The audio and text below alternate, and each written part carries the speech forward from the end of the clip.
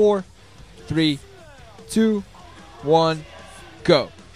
Hey guys, Ranch and here, bring on the Suck of Commentary. This is going to be the first set in the second matchup, that is Group E, of the round of 16. In the innate MSL, this is going to be Flash against ZerO on Ultimatum. We're going to have Flash at the upper right-hand position as the teal turn, and we're going to have ZerO as the blue zerg, the upper left-hand position. Not the colors I want really meshed together on the minimap, but I've seen worse. Teal and green, that would have been horrible. I'll live with this. I'll survive. Probably the most anticipated matchup in the round of 16, ZerO against Flash. I definitely feel this is the matchup that's going to give us the best games. ZerO's ZVT has really been improving lately. He's been coming out with much better play in ZVT. Flash's TVZ has been absolutely unstoppable. He was on an insane kill streak here and there. I think he lost to Hyun, like in the last week or so. I think that was his only loss. That was kind of a weird loss from what I've heard. I haven't actually seen the game, so please don't quote me on that.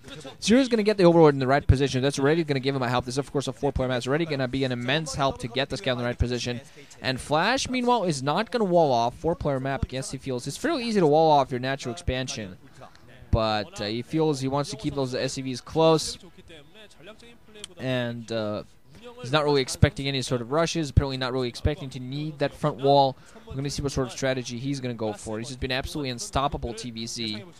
But yeah, these two players definitely incredible high level. Flash, of course, has been for a long time the best Terran, despite certain players just kind of, oh, well, you know, maybe this guy's best, maybe this guy's best. But he has, for the last 2 years, been overall the best Terran player, I gotta say. Despite his occasional problems against Protoss, he's still won his only current title against a Protoss, Stork. So that's already saying something. And meanwhile, ZerO going to put down a 12 hatch. He's going to play economically. We're going to see what Flash goes up, moving up with his own CV scout. Yeah, getting that racks up. So he's kind of still putting into sort of defensive posture at his ridge, at his ramp, ridge, whatever, ramp. Let's call it a ramp. Ridge is something different, I guess. Could put down his supply depot there alongside, I suppose, but he's just going to make a small choke at the very least. Rack's not too close. Meanwhile, yeah, drone being sent out to scout to the lower left hand. Then, meanwhile, his overlord should be moving close enough to the racks to really spot that out.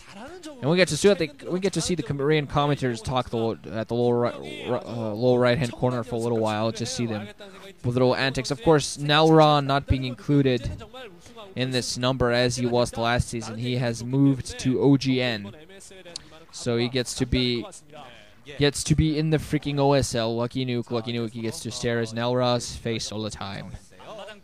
That sounded weird.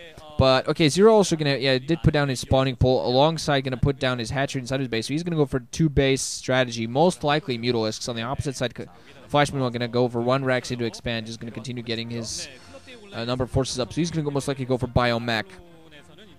Bio, I'm sorry, I was not going to say Biomech, I meant Bio. Might transition to Biomech, just, you know, go for the tank marine science vessel combo, unless he did, or he might go for SK Terran. His SK Terran has been absolutely insane. He's not even needed tanks. He just somehow managed to pump so many forces at any given time. His macro is so perfect at times. It's actually insane to really look at.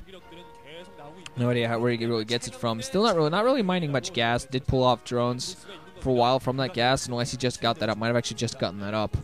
So just continue gas production. His lair is not going to coming out in some soon, and he hasn't even built any lings yet. I'm assuming I'm going to be seeing some of his first things, at the very least, to just go and kill that SCV scout. Now SCV's being milled off the line to go towards that command center. Of course, Flash's timings are so pitch freaking perfect that they're gonna start mining. They're gonna start mining those minerals, and the minute they're, and just a second before it's done, the command center will build, so they'll instantly move towards that. That production hatchery now finally ready for ZerO. He needs to be getting his spire up, so he is most likely gonna go for 2-base mutas. Still don't see any sort of den, so it's most likely gonna be spending from it. Flash getting his refinery up, but not really mining much from it. Has an engineering bay up, so probably got some just to get his upgrades up. Still doesn't have his academy in game. Might have even gotten that just to get some turrets up. Has his second racks come down alongside, finally continuing gas production. Yeah, just did get enough to start upgrading weapons 1 and get that academy up, but stopped production a little bit while he was putting down his expansion.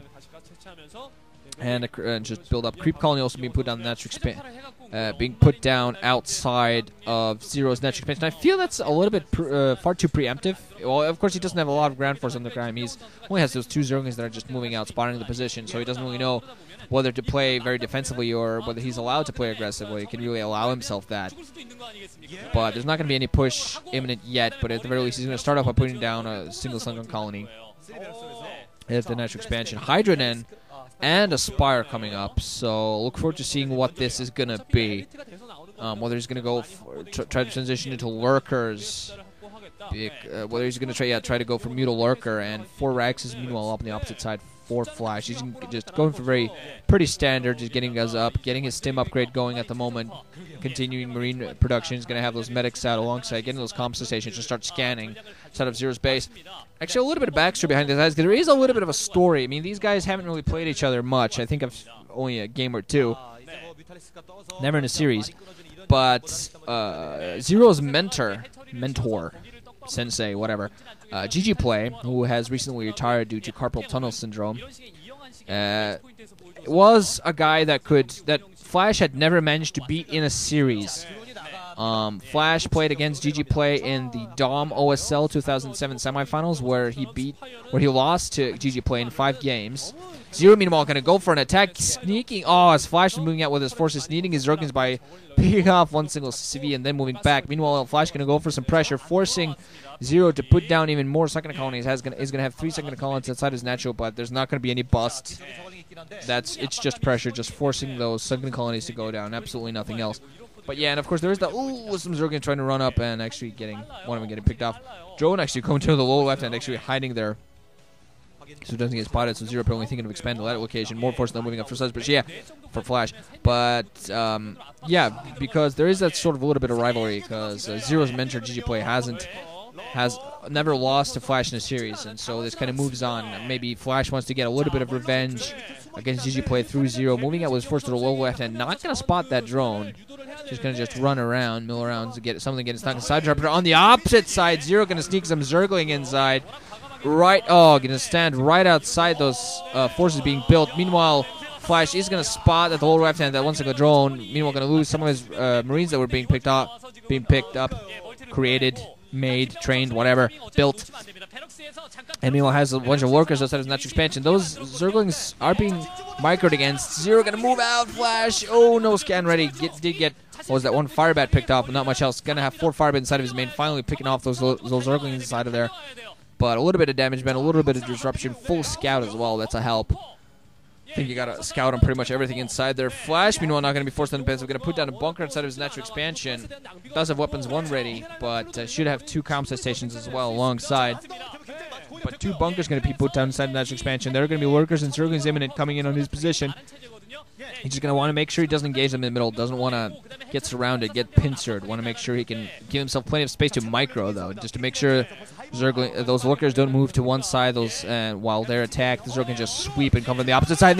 Oh man, their lower left-hand position. There are a lot of Marines going to meet those Zerglings. They're just going to get completely massacred. Oh god, almost no resistance offered. Medic just dies at the end. Okay, that's what a female dying sounds like. Actually, I don't want to actually know what that sounds like.